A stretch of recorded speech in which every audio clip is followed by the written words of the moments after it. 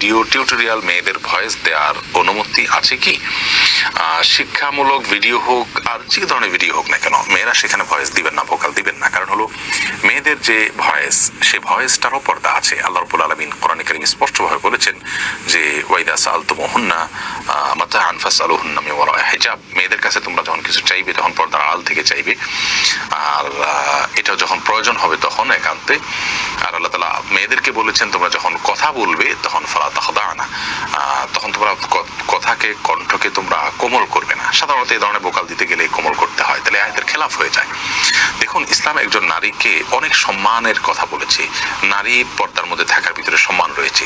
তার ভোকাল বা তার কণ্ঠের কোমলতা শুনে কোনো পুরুষ যদি তাকে নিয়ে বাজে চিন্তা করে, মনে মনে তাকে রেপ করে, তাহলে সেটা কোনো নারীর জন্য সম্মানের বিষয় নয়। এই অসম্মানের হাত থেকে বাঁচাবার জন্যই কিন্তু ইসলাম নারীকে পর্দার কথা বলেছে। এটার মধ্যে নারীর সম্মান নিহিত, এটার মধ্যে নারীর ইজ্জত নিহিত। বিধায় এরকমটি করা জায়েজ নয়।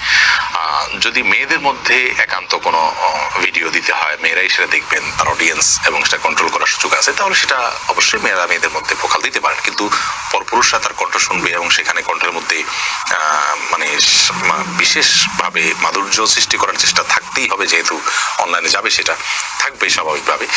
তো সেরকমটি করা জায়েজ নয়। হ্যাঁ, যদি একান্ত প্রয়োজন হয়, এ ব্যাপারে বিকল্প নাই, ধরুন একটা ইস্যু, এই ইস্যুতে এই মেয়ে ছাড়া আর কেউ জানেন না, তার ভোকালটাই দরকার, এবং টেক্সট কন্টেন্ট দিয়ে চাহিদা পূরণ হচ্ছে না, সেক্ষেত্রে তিনি পর্দার মধ্যে থেকে শুধু ভোকাল দিয়ে, সে ভোকালের ভিতরে কোনো কৃত্রিমতা সৃষ্টি না করে যদি করেন, তাহলে অনেক যদির উপর ভিত্তি করে সেটা জায়েজ হতে পারে।